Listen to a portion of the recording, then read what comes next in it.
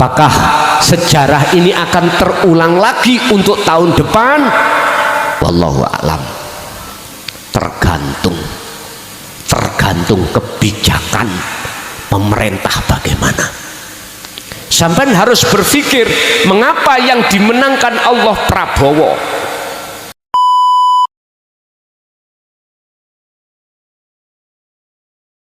Kajian iku ngeten, ketika hati jenengan muncul pangrasa pangiman yen sing agawe iku urip, yaiku wujude Allah dalam diri dan di luar diri jenengan, berarti ya niku ini wajah tuat. Ya, contoh kula ngerokok niki kula nanti dihukumi haram rokokan, tak jarak nang aku mesisan, haram merokok di tengah majelis ngaji niki, sebab iki majelis ngaji majelis yang apik kok digawe rokokan, sebab rokok iku entute iblis.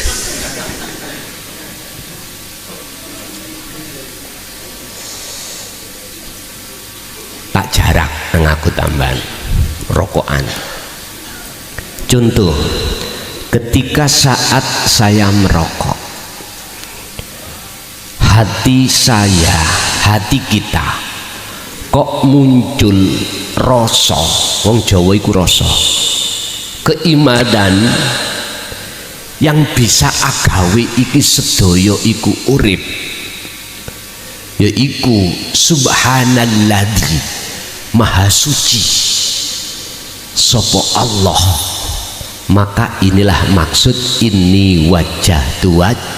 Iya, sholat iku mang ibadah yang tidak murni. Saiki sing murni sholat, kok ya sing muncul ati panjenengan iku pangrasa sadar kalau sing agawe sholat iku mung Gusti Allah wujude urip iki, maka itulah yang disebut ini wajah tuat. Iya, ingat, inna sholati wa nusuki wa mahyaya wa mamati iku lillahi rabbil ngalamin. Sholatku, ibadahku, mati uripku iku wae Gusti Allah. Loh, ku hamba tadi kemana? Fana, loh hilang. Berarti jenengan iki sudah masuk ke alam fana. Sebab inilah yang dimaksud Kanjeng Nabi, jikalau hatimu sudah ada keinginan untuk bertemu Allah dan kau melakukan dzikirnya tersebut wal yaumal akhirah, maka kau akan bisa masuk ke alam akhir di dunia. Artinya ning dunya iki pak alam akhirat sudah nyoto. Beda dengan syariat, alam akhirat itu besok. Kalau sudah yaumil qiyamah terjadi, yaumi yub'ats, yaumil qiyamah itu hari penghancuran seluruh isi langit dan bumi.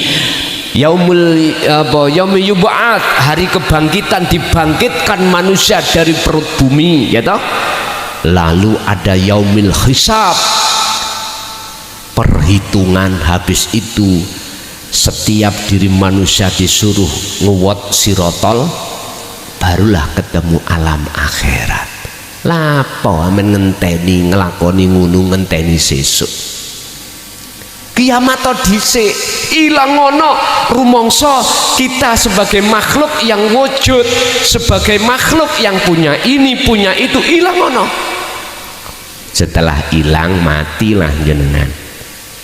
Akhirnya muncul yaumi yub'ats, hari kebangkitan. Apa? Bangkite ati sangka dene tenggelamane roh iki, ditenggelamkan nafsu niki, Pak. Bangkit idfin mendemo sira wujudaka ing wujud ira fil ardil humuli ing dalem bumi kefanaan. Ya niki akhiri bangkit dihisab mboten. Apane sing dihisab jenengan? Wis gak ngaku-ngaku,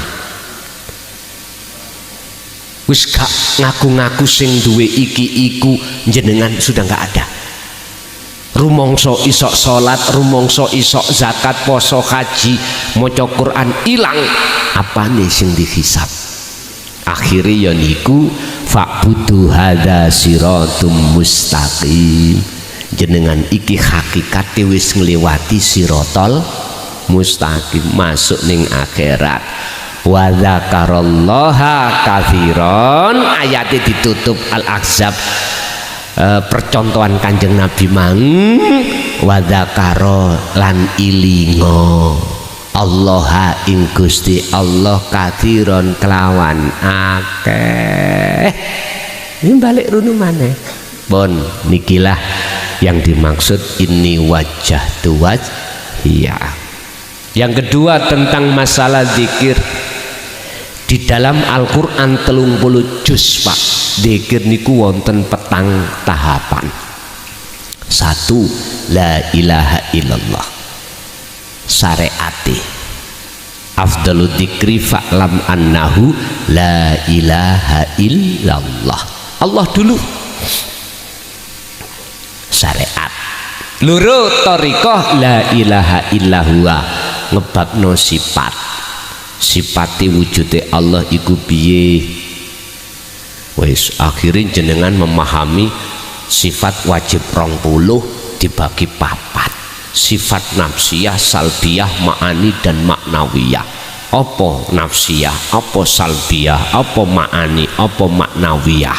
Komplit sifat wajib Allah, sifat mukhali Allah, sifat jaisi Allah. Sifat wajib Rasul, sifat mukhali Rasul, sifat jaisi Rasul. Komplit sek pun. Terus mari sifat nang dat, berarti kita harus mengenal dzikir la ilaha illa anta. Nek kalau la ilaha illa huwa disebut dzikir sirri, di hati ngucap Allah Allah Allah. Kalau di syariat disebut dzikir jahri, diucapkan di lisan. Kalau tahlilan la ilaha illallah la ilaha illallah. Wonten ateng mriki dikire tahlilan la ilaha illallah la ilaha illallah. Enggak ada nggih? Apa maneh dikire meneng? Tahlilan meneng.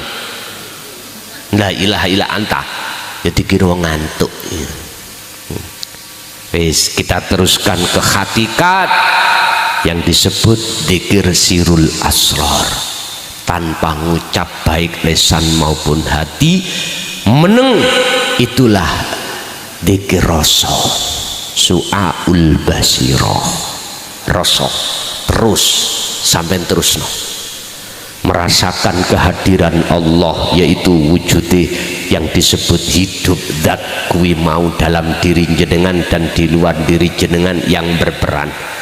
Ketika kita mau untuk mengistiqomahkan dzikir ini, maka Allah akan memindahkan jenengan ke ainul basirah, bertemu Allah. Akhirnya menyatakan innani anallah, dzikir yang terakhir yaitu dzikir makrifat innani anallah.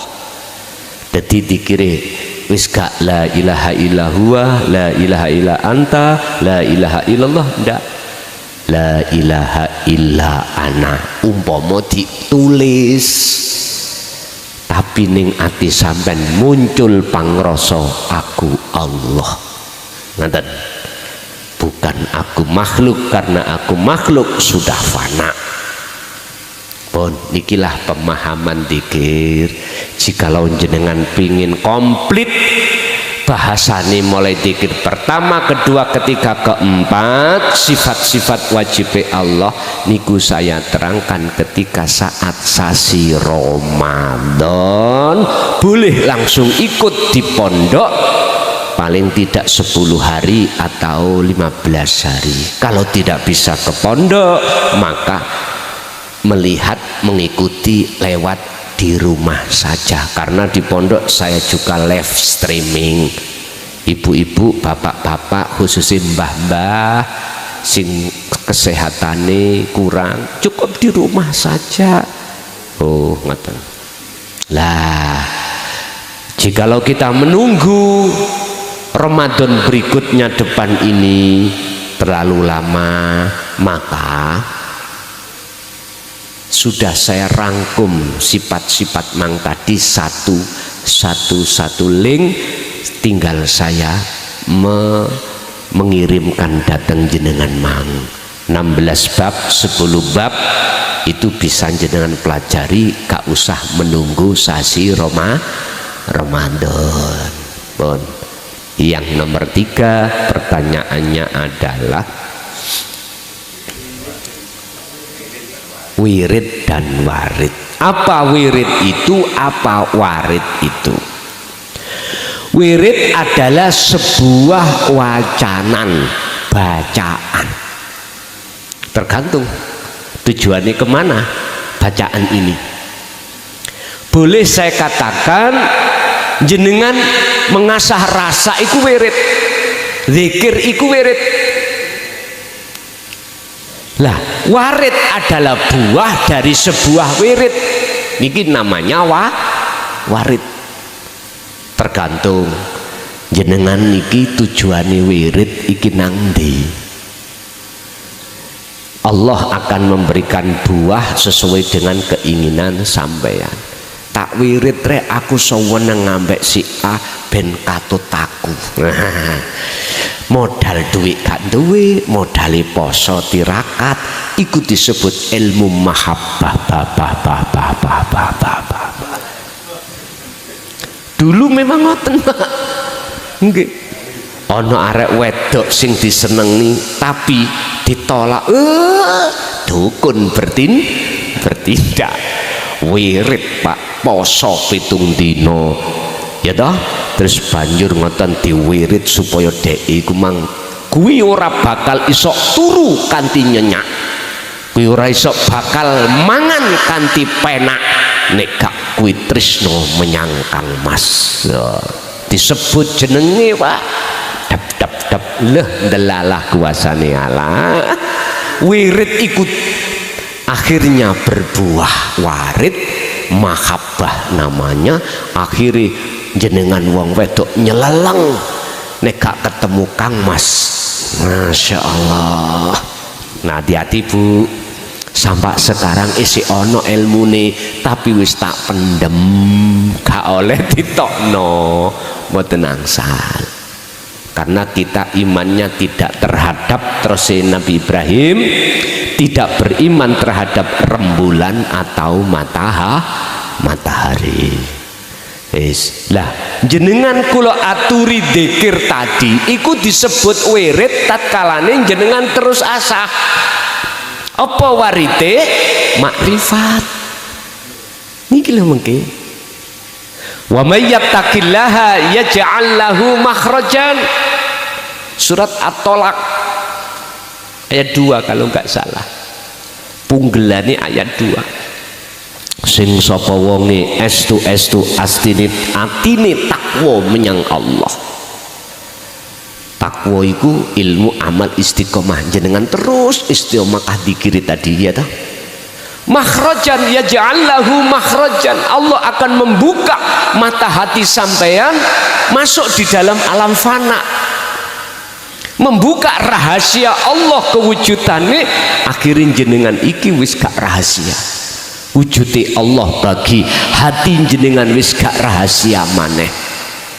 Walaupun bagi orang lain itu masih gaib, Allah itu masih rahasia bagi orang, tapi bagi jenengan sudah tidak rahasia. Wis ta Pak, ning gunung ngelmu apapun terkait rahasiane Allah dibuka, digerojok ning ati sampean. Nggih niku wau Pak, isine jero kekep wau lho sing disimpen Mbah Buyut sampai ning Pogo tadi lho. Itu Pak asline. Tapi gak dijelasno ngono. Wis isyarah sedaya para masayih dulu, romo-romo dulu gitu. Makhrajan dibuka, ibarat sesuatu pintu yang tidak mungkin bisa dibuka itu pasti Allah buka. Artine apa? Iki umpami kalau artekno masalah, jenengan iki duwe masalah urusan dunya apa wae, wis seakan-akan angel dibuka. Apakah bab rezeki, bab perseduluran, bab masalah kerukunan, bab masalah sosial, bab masalah apapun, kuwi nek kepingin iku kebuka, ojo merasa dirimu sing buka, mboten saged. Sing buka iku mung Gusti Allah. Carane jenengan kudu marek wa ilaihil wasilata, marek nang Allah lewat jalan apapun. Iki lewat wasilah, lewat dzikir sing kedah yang harus kita dawamkan, yang harus kita laksanakan. Yang tidak mengerti sikon, artinya sikon apapun harus kita lakukan itu. Udah nanti pasti Allah buka yang namanya pintu yang tidak bisa dibuka. Wa yarzuqhu min haitsu la yahtasib. Yaj'al lahu makhrajan wa yarzuqhu min haitsu la yahtasib. Apa jalan untuk membuka iku nanti datangnya tidak Anda nyana-nyana, sangka-sangka. Hati mak peludit yalah lho ngaten nggih. Jadi Bapak, wirid adalah sesuatu yang harus jenengan istiqomah no, dzikir tadi. Warid adalah buah dari sebuah wirid terkait masalah hati untuk ingin bertemu Allah, maka buahnya Anda niki namanya liqo, waridnya liqo, bertemu Allah. Otomatis Pak, apa sing dadekno penghalangi hati sampai datang Allah, Allah buang, Allah bersihkan. Setelah itu bersih, maka pertemuan itulah terjadi. Sebab Allah sudah manti-manti wala yusyrik bi'ibadati rabbih ahada. Aktivitas apapun hatimu jangan pernah ada selain Allah yang berperan. Barometer ukuran hati dikatakan tersesat atau tidak cuman satu Pak. Kalau disebut hati tersesat, manakala hati ada iman selain Allah, selain urip sing berperan. Ini berarti secara kacamata hakikat itu tersesat. Apapun kejadian, baik kejadian itu ada hubungannya dengan kita atau orang lain. Kalau hati kita masih ada penyono, oh bahasa Indonesia penyono, penerka atau iman, makhluk iku sing agawe iku tetondo kalau hati kita masih tersesat. Kalau tidak, artinya kalau justru uripe iku sing agawe, ini hati yang tidak tersesat. Ada sebuah makalah niki wis tak rungokno mlebut kuping tengen tapi metu kiwa. Jikalau kau ngaji ning YouTube gak langsung nanggone orangnya, sama halnya kau itu ngaji nanggone iblis, gurumu tak rungokkan, tak dengarkan telinga kanan, tak keluarkan telinga kiri. Tapi ngeten Pak, bisa nih jenengan mengatakan itu benar kalau jenengan iki membatasi kekuasaan Allah. Padahal Gusti Allah iku kuasa memberikan petunjuk terhadap siapapun hamba yang dikehendaki walaupun lewat YouTube. Artinya apa? Gusti Allah ya ana YouTube. Coba kalau tidak ada wujudnya Allah, saged ta YouTube iku muni? Mboten saged. Gak harus ada ning ngene makhluk figur seorang manusia, ndak. Niki iso nrimo nek umpama jenengan iki ning ati ana pangrasa terhadap urip lho Pak ya. Baru lah nek mboten ya mboten. Jadi makalah iku benar miturut syariat supaya jenengan iki morong goleki wonge dengan membawa gula kop. Akhirnya lah ngono nggih. Lho nggih, cek pengikutnya banyak. Nek menurut aku Pak, satu pun banyak. Ayo sampean tuku kewan banyak, siji lah ya Pak. Sak lapangan yo padha mawon. Bagi saya ya banyak. Wis. Jadi mboten Pak, mboten tersesat manakala dalam hati sampean iku sudah mempunyai prasangka atau iman sumber kabeh ku saka Allah. Nek ati sampean iku ndugi makhluk, sumber keterangan ini terus jenengan melakukan ya nyun sewu ya ikilah sing proses ayat tadi masih melihat samsa wal komar wal samsa niki dereng ini wajah tuas iya jenengan lewat mimpi atau lewat tidak mimpi langsung sama. Semua kejadian apapun baik di dunia kasunyatan maupun di dunia kasaf ada mimpi bigori aklin, ada kasaf yang tidak mimpi bi aklin, sadar dan tidak sadar.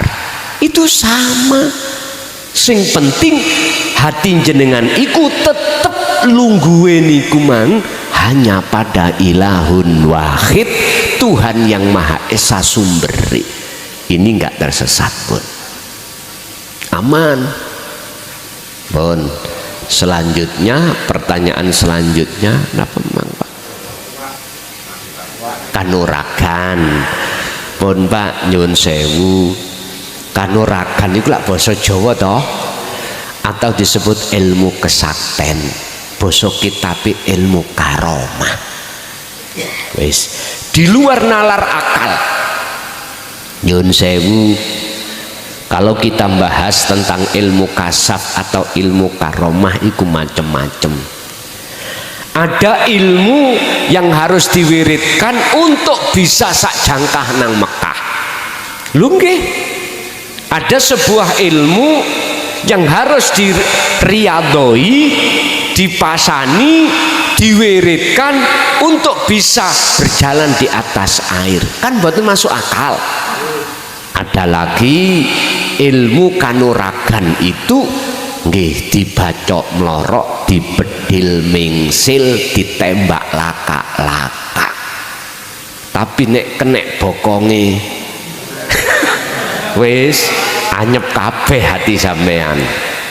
Nyun sewu. Nek bicara tentang masalah ilmu kanuragan buka ning ngene kitab Mambaul Hikmah. Gudangi tung mriku. Tinggal sampean dicek notok terus dilakoni. Lah semuanya ini ternyata endingnya itu masih ke makhluk. Makhluk. Alam mukhadoroh kasunyatan ini, alam mukasyafah di luar akal. Ini semuanya masih kesebut wal qamara wasamsa. Bun. Tapi di balik itu semuanya ada yang namanya maqam musyahadah wal yaumal akhirah. Bagaimana caranya jenengan bisa masuk ke alam musyahadah atau alam kefanaan dari makhluk atau alam akhirat? Kuncinya mung situ, yaiku dzikir. Sejatine dzikir. Pun niku tok. Dalam surat Al-Maidah ayat 35 kalau tidak salah, jenengan iki kedah mencari wasilah, jalan, akses untuk bisa masuk alam akhirat. Tengriku. Ternyata sampai jaga oyak-oyak sinau puluhan tahun ben mek sak wengi tok. Dadi sak umur sampai niki puluhan tahun mondok ngaji ya toh. Nyuwun sewu. Ketimpul sak wengi tok. Yaiku jenengan kedah ngertosi carane hakikati dzikir, sejatine dzikir iki. Pun nek iku sing sampean lampahi baru jenengan bisa masuk ke alam akhirat. Padahal iki Pak, nek digawe mondok ngaji puluhan tahun.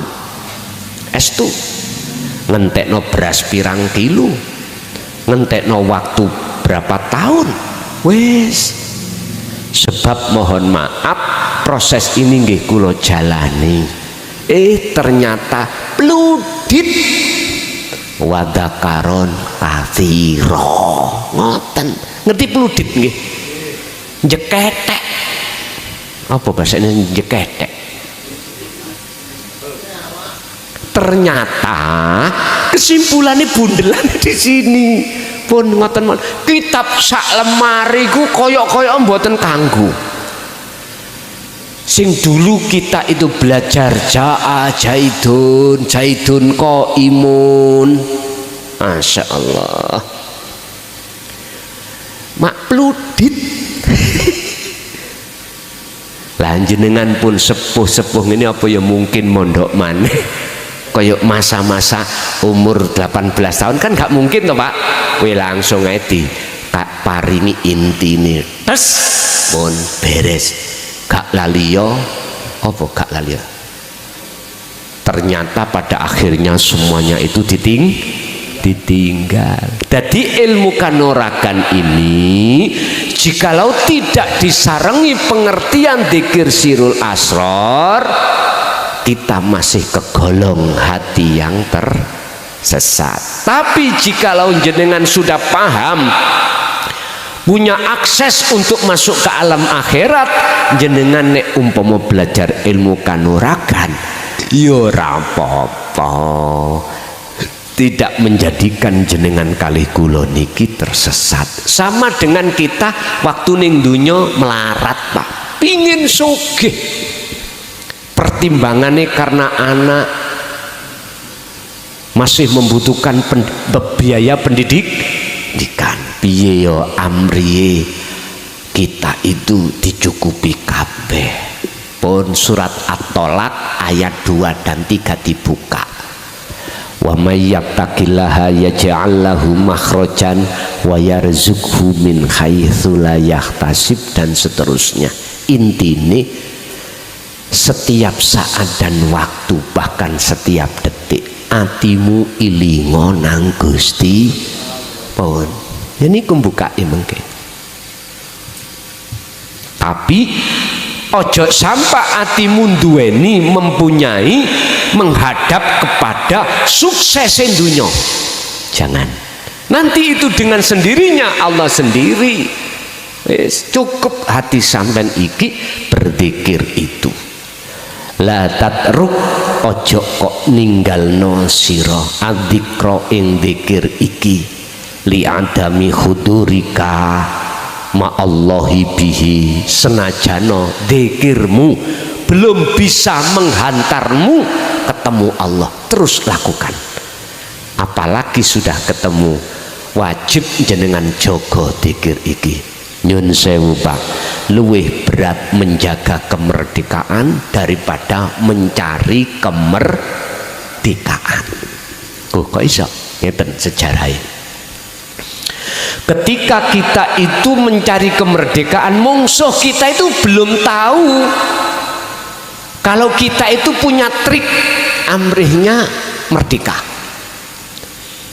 Estu Indonesia merdeka tahun 45, dijajah bangsa lain berapa puluh tahun Pak, banyak tahun. Oleh karena Indonesia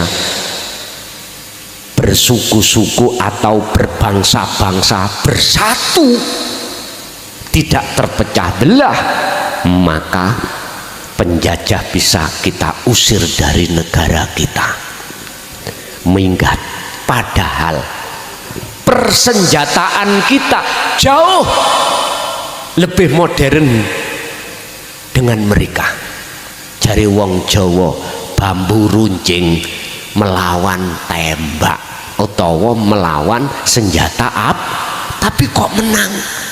Heran Pak, wong sing jajah iku heran, ono apa nih yo orang pribumi Indonesia kok bisa nggak punya senjata, senjatanya minim, tur lagi udah kuno, kok bisa mengalahkan senjata sing mutakhir?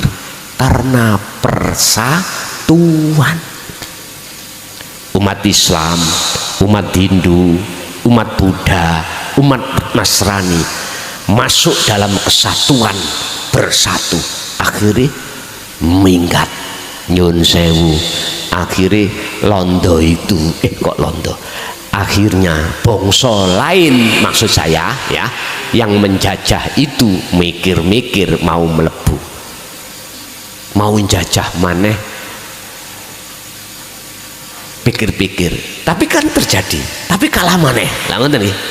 Akhirnya bangsa lain itu, wah kalau gitu kuncinya sudah tahu, saya kalah. Karena persatuan itu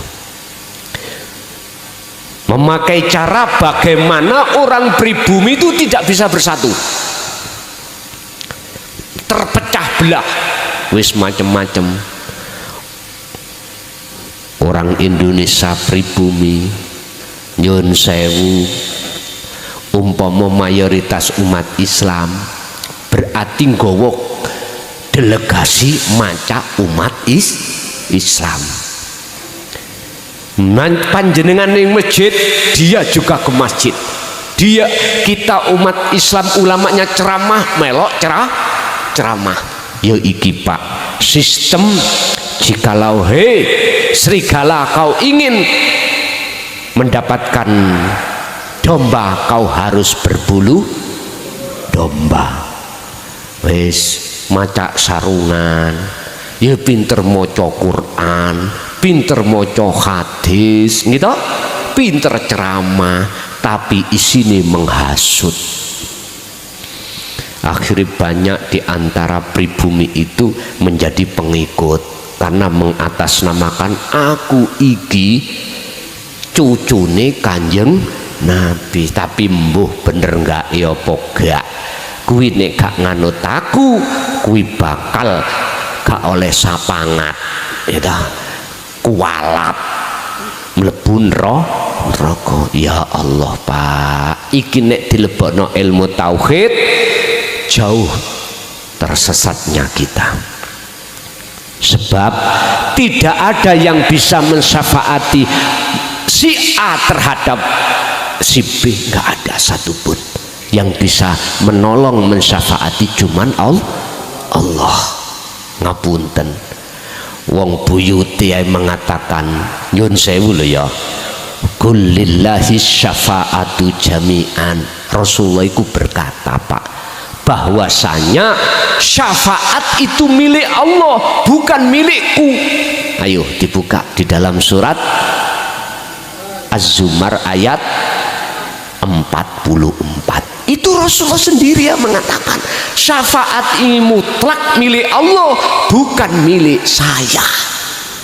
ngono kok ya wani sing ngaku-ngaku cucune iku ngomong aku iso nyafaati. Iku jenenge jare wong Jawa ngedabrus kaya entut berut. Ya wis tinggal kita pribumi percaya apa enggak, monggo. Ternyata banyak yang terjaring, Pak. Loh, inilah salah satu cara bagaimana untuk memecah belah umat manusia, baik dari agama maupun kepercayaan atau persatuan. Ya terpecah. Nyun sewu. Ayo sejarah, ayo didelok sebelum ini terungkap, terbongkar.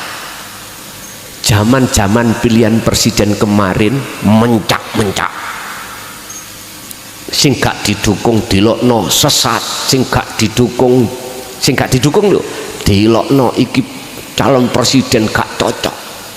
Bahkan sudah jadi presiden aja presidennya iku goblok, istananya istana iblis, wis macem-macem. Bosok terungkap, terus ada yang melawan, terbuka toh. Kemarin endi sing wani ngomong pas coblosan presiden itu dek wingi lho. Ora wani. Mergae jare wong Jawa becik ketitik Allah ketara. Wis tinggal berikutnya nanti bagaimana. Jadi masuk di dalam politik sehingga dipecah-pecah kita umat pribumi ini. Persis seperti tahun 65. Tahun 65 Bapak Ibu yang terkenal Gestapo gitu. Berhubung sang penjajah gak iso masuk, mereka memakai orang ketiga untuk masuk dan memecah belah. Akhirnya apa yang terjadi? Para kiai-kiai pribumi, santri-santri dibunuhi. Lah ngoten enggak? Sing bunuh ya wong pribumi dhewe padha Islami. Sampeyan lihat, apakah sejarah ini akan terulang lagi untuk tahun depan? Wallahu a'lam. Tergantung kebijakan pemerintah bagaimana. Sampai harus berpikir, mengapa yang dimenangkan Allah Prabowo kok bukan Cak Imin, Cak Anies? Ada maksud apa Allah? Udah, ini semuanya tidak lepas dari kehendak Allah. Semua ada maksud. Jawabannya nanti tunggu hari mainnya, tanggal mainnya. Pertanyaan aku begini, apakah tahun 65 akan terulang kembali di tahun berikutnya ini? Sebab kemarin sebelum pilihan presiden, sebelum lo ya, sudah mengikrarkan diri untuk perang. Nah, ngerti toh? Jadi tetangga sebelah sudah mengatakan menabuh genderang peperangan. Masya Allah. Ya sudah. Padahal hal itu nek miturut tauhid illa ibadaka minhumul mukhlasin. Orang yang tidak bisa diseret kerana ini atau termakan hanya mereka yang hatinya sudah bertauhid. Nek wis bertauhid nggak akan percaya, Pak. Nggak akan percaya. Karena apa? Mereka menyeret dalam iman supaya memuja, memuji, menghormati terhadap makhluk. Nggak akan percaya. Karena mereka hati yang sudah bertauhid, sudah kebawa ilmu sejati, dia harus hanya ke Gusti. Ini wajah tuaj, ya. Nyun sewu Pak, tentang robitoh, tentang penghadapan. Ning Quran iku nggak ada satu ayat pun untuk mengarahkan ketika robitoh, ketika bertawajuh itu terhadap makhluk, nggak ada. Wis sing hafid, sing isok nemokno, monggo ayo didiskusikan. Tapi yang jelas sementara ini, selama ini yang kutemukan satu, ini wajah tuwaj, tentang penghadapan itu hanya pada Allah, bukan pada makhluk. Sekarang pertanyaannya, siapa yang membikin ulah ketika kau berrobitoh, ketika kau bertawajuh, ketika kau menghadapkan hatimu ikut kepada gurumu sebagai mursyidmu, sehingga dengan begitu kau akan ke guruku, guruku ke guruku, guruku ke guru sampai Kanjeng Nabi. Ulah siapa ini? Saya sudah dikasih Allah tahu, tapi tidak boleh dikasih tahu pada yang lain. Cuman saya dikasih tahu, disuruh untuk mengatakan harus hanya pada ilahukum ilahu wahid. Quran kula oyak-oyak ketemu mung niki. Nggak ada yang menganjurkan ketika tawajuh iku selain Allah, nggak ada. Kan ada Pak, kuine Arabi tawajuh Solo robitohmu iku fotoku tekeen ngarepmu. Kalau tidak begitu bayangkan wajahku. Sebab nyun sewu, yang bisa menghantarkan kamu sampai ke Rasulullah iku aku. Sebab sanadku iku muttasil.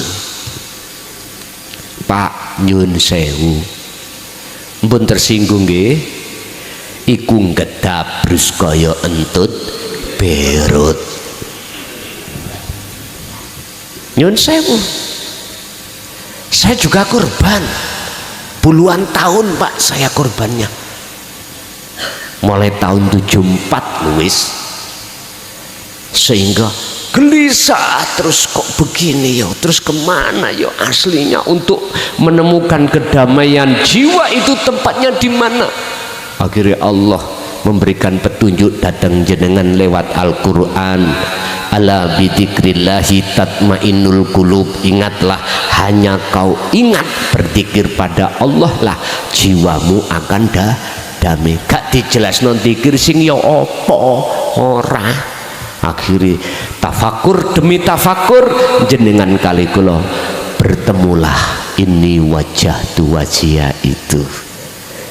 Jadi Pak, walaupun jenengan secara akal atau di luar akal kejadian apapun, jenengan tetap harus bilwadil muqaddasit tua, harus masuk di dalam lembah yang disucikan, yaitu akhirat. Caranya jenengan kedah memegang dzikir. Jadi kanuragan itu bisa menjadikan penghalang, juga bisa menjadi tumpaan sebagai kendaraan untuk bertemu Allah. Nufus, anfus, tanafus, nafas, petang perkara ngumpul jadi satu disebut sifat kalam. Kalam iku dawuh, munculi dawuh iku tidak lepas dari nafas. Nafas sing kepriben, nafas yang bagaimana, yang bisa menghantarkan hati itu sampai ke tajalli. Pun sampean tingali pucuke irung sampean. Nek wis mandeng mang pucuke irung, ning kuno ana sesuatu yang tidak bisa jenengan gambarke. Inilah yang kumaksud pendidikan kefahaman di dalam dzikir sirul asrar, yang di dalam dzikir sirul asrar ada 3 tahap: syu'aul basirah, wa ainul basirah, wa hakul basirah. Meletakkan satu titik, yaitu pangrasa, yaitu jenengan ujung daripada hidung itu, ya toh, setelah mandeng teng mriku ainul basiro, jenengan akan bertemu urip kelawan jenengan iki mengke bisa mentajalikan rupane apa hakul basiro menyatakan yo aku iki urip.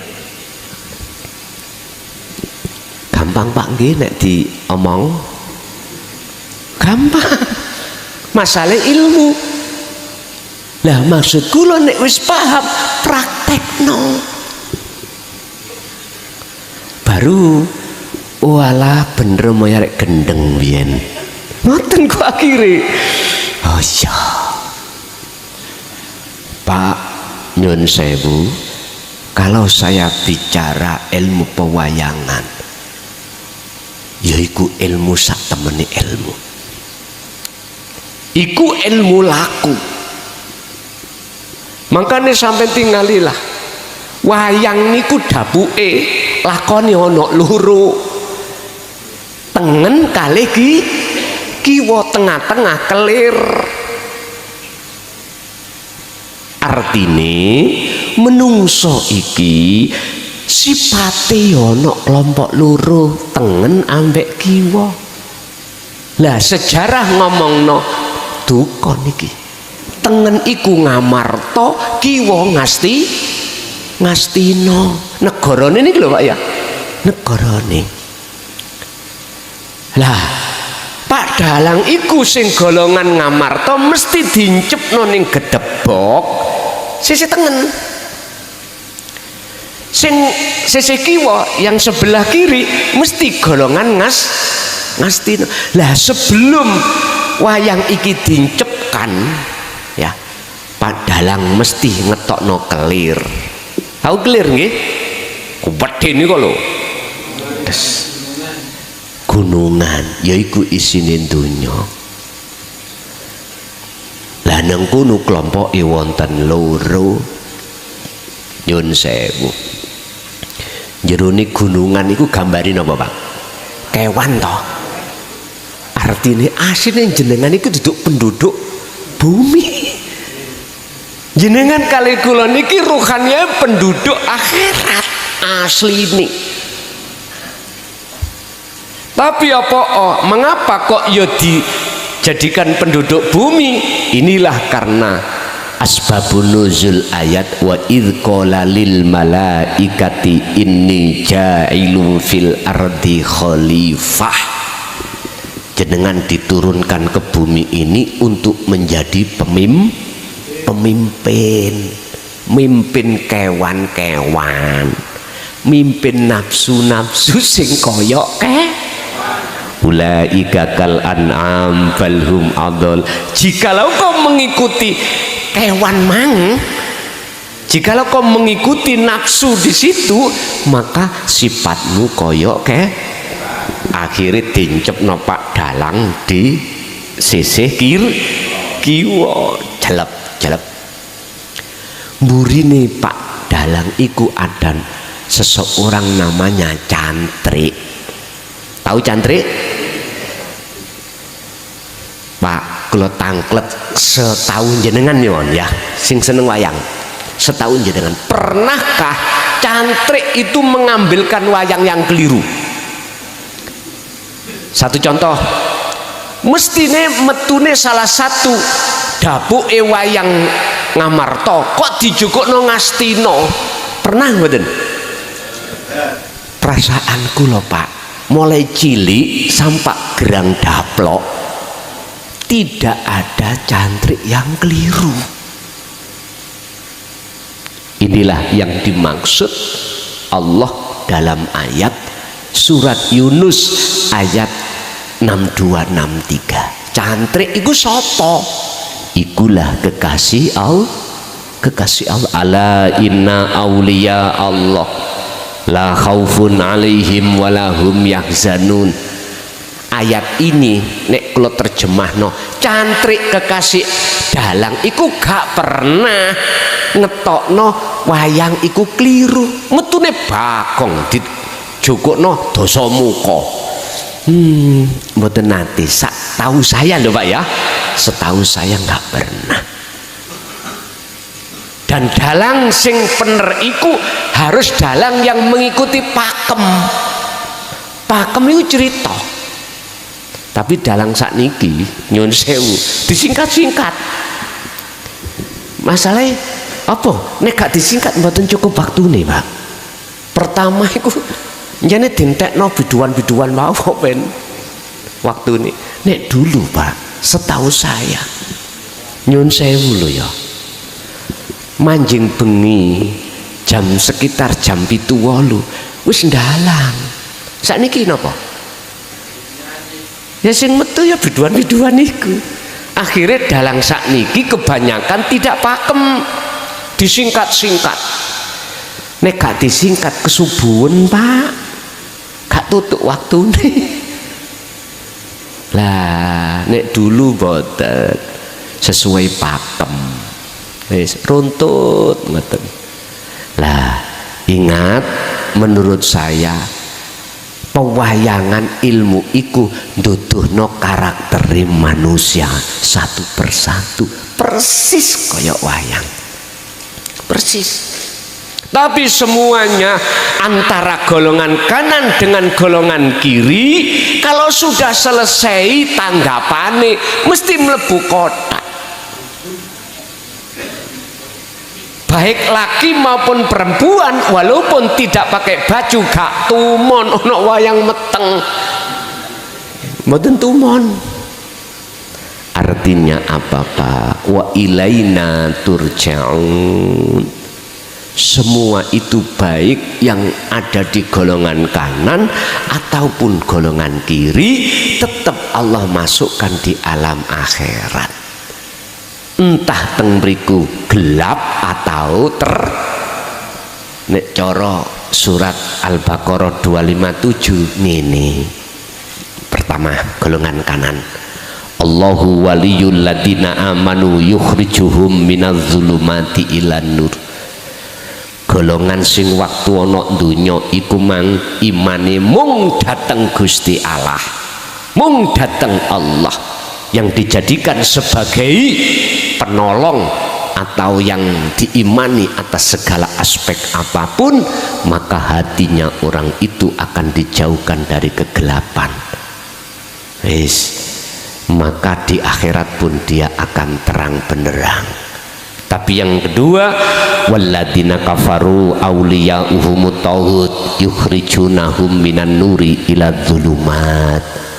Tapi bagi golongan yang kedua, ketika di dunia imannya itu pada tauhid, tauhid itu selain Allah, makhluk dalam aspek apapun, berarti orang yang belum ngerti sejatine urip, dia sudah meninggal, maka dia akan di alam yang gelap.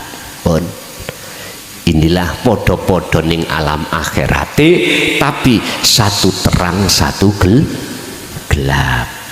Kula nggak mboten ngomong neraka surga neraka, enggak, iku lak bahasane syariat. Ya memangi arahnya ke situ. Ngoten lho. Jadi Pak, yang nafas yang bisa untuk menghantarkan hati Anda untuk bertajalli bahasa proses, ya deloken pucuke irung sampean. Itulah gabungan nufus, anfus, tanafus, nafas menjadi sifat kalam, sehingga ketika dikatakan bertajalli, ketika jenengan berucap sabda larangan, artinya hati sampean iku sudah tidak merasa kalam iki muncul sangka makhluk, kalam iki muncul sangka sing urip. Mekaten nggih.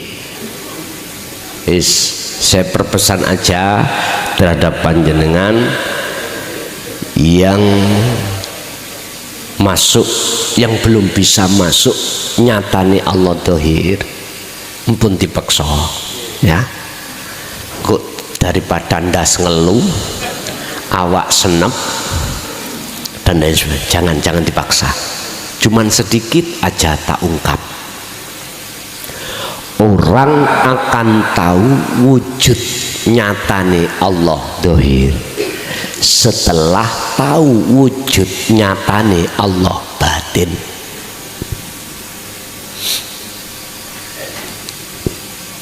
Saya ulang,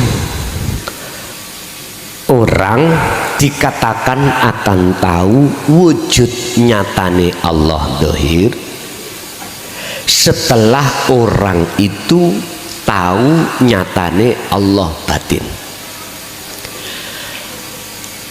Orang yang dikatakan tahu wujud nyatane Allah batin, orang itu kehilangan orangnya. Yes. Ngeluh.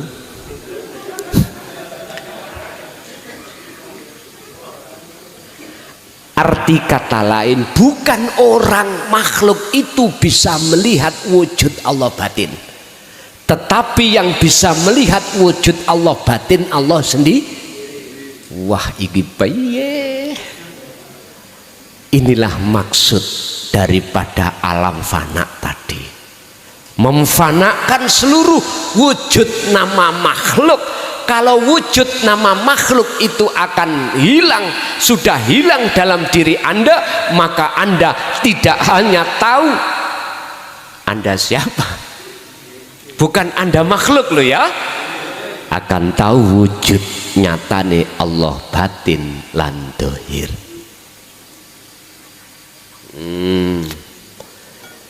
Wujude setrum batin demoken kabel iku mesti jenengan akale ilang, artine lali semaput, nggih, gak eling apa-apa, bojo anak donya brana lali, nek gak percaya jajal ning omah dilu ae, waktu detik-detik sampean lali segala-galanya. Yang terasa adalah nikmat. Jenengan nek kepingin tahu wujud setrum dohir, ya cahaya ini.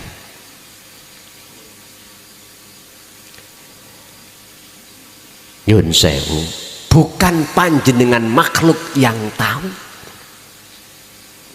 terhadap Allah wujud batin dan dohir, tetapi yang tahu wujud batin dohir Allah sendiri setelah kefanaan jenengan. Itulah yang kumaksud amal arifun.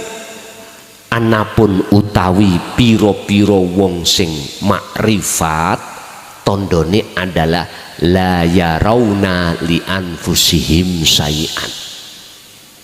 Kelihatannya seperti dirinya yang melakukan, tapi dirinya tidak merasa yang melakukan.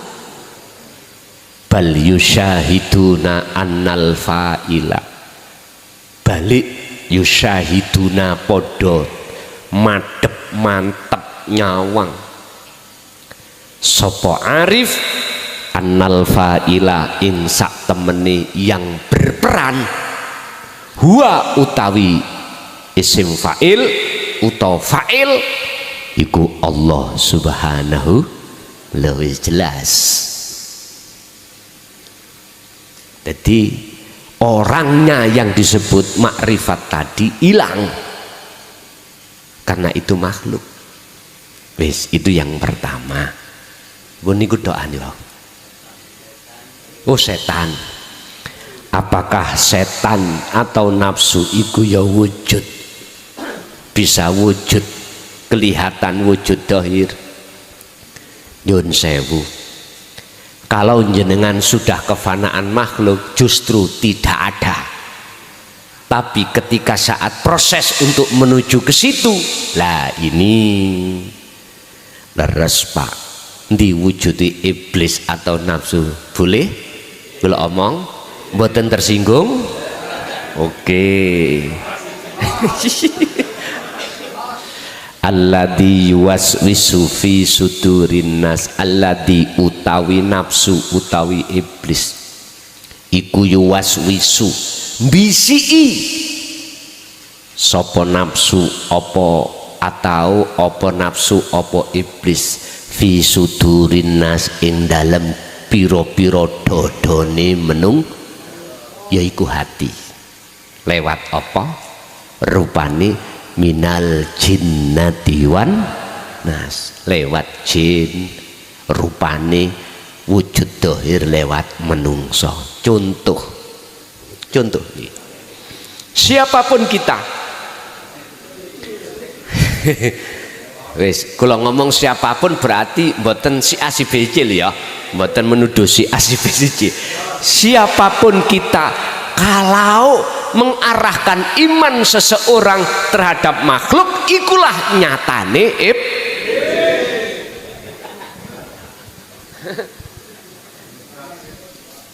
contoh kula niki, contoh niki kula mawon, saya itu walaupun gak nemen mancungi irung ya, aku termasuk cucune Kanjeng. Kuwi nek gak percaya nang aku gak oleh sapangat, nek gak mulyakno aku gak oleh sapangat. Kalau tidak memuja padaku, menghormati aku, kuwi ora bakal sok dapat samangat. Ya niki Pak, wujude kula dohir iku karena mengarahkan iman sampean iku, pujaan pujian sampean datang saya, padahal saya dengan Anda itu juga makhluk. Inilah mengapa sampai Rasulullah disuruh oleh Allah untuk mengatakan tentang masalah makhluk. Dalam surat Al-Kahfi ayat 110, kul, katakan Muhammad, berupa apa yang dikatakan? Innama ana basyarum mithlukum, sesungguhnya aku, kata Kanjeng Nabi, sama dengan awakmu, makhluk manusia. Jangan kau sembah puja aku, sembahlah siapa yang kupuja, yang saya sembah itu Rasulullah. Gak pernah, gak ada di dalam Al-Quran itu Rasulullah itu memerintahkan terhadap kita sebagai umatnya untuk memuji terhadap anak turunnya. Gak ada, gak ada. Jikalau mengatakan hadis ada, itu berarti hadis palsu. Kalau Quran ada, gak wani bantah, karena akeh wong Indonesia apal umpama jenengan nyiptakno ayat dhewe sing artine harus menghormati memuja anak putune, mesti konangan. Karena orang pribumi Indonesia itu akeh sing apal Quran, baik wedok hafidoh, baik jaler hafid. Mengapa harus ada pondok pesantren khusus ngeramut Al-Quran? Supaya umat Islam nyun sewu gak gampang iku mau ditekakno ayat-ayat palsu. Penting Pak, harus ada di Indonesia, harus ada pondok pesantren yayasan yang hafid dan hafidoh. Nggih nyun sewu, bila diizinkan insya Allah saya akan membuka cabang di Sleman, Jogja, Pondok Ponpes Miftahul Ulum Jaya Baru dengan metode kurikulum syariat sampak makrifat. Nggih, kalau Allah menghendaki, alhamdulillah sekarang masih sudah mendapatkan tanah 5.000 meter persegi atau setengah hektar. Insya Allah untuk perkembangan nanti menunggu perkembangannya bagaimana. Kurikulum mulai dari ilmu alat, ilmu fikih, ilmu hadis, ilmu Quran harus ada di situ. Ibtidak, sanawi, aliyah, musawirin, artinya tidak cukup berhenti ilmu syariah, harus sampai ke hakikat makrifat. Ini sudah kami musyawarahkan, tinggal nanti bagaimana kelanjutannya. Begitulah. Nggih, itu di wilayah Jawa Tengah, tepatnya ada di Jogja. Ngaten. Pun muga-muga ngilmu ingkang sampun Allah berikan pada kita pada malam hari ini estu jadi ilmu yang bermanfaat, barokah terhadap kelangsungan hidup kita dan keluarga menuju datang Allah. Lahumul Fatihah.